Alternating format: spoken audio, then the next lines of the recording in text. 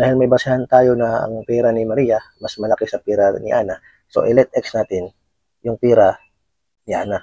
So ang ibig sabihin, dahil mas malaki ang pera ni Maria kay Ana ng 50 pesos, so ang pera ni Ana ay ni Maria, pwede natin i-represent sa X plus 50.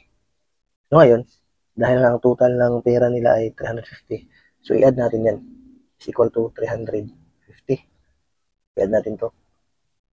So X plus X, yan ay magiging 2X plus 50 is equal to 350.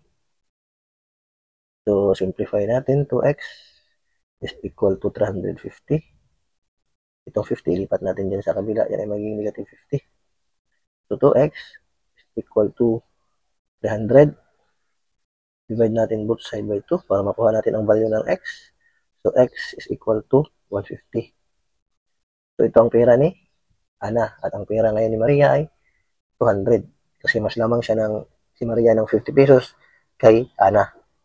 So pag pinagsama natin yung 200 at saka 150, yan ay 350.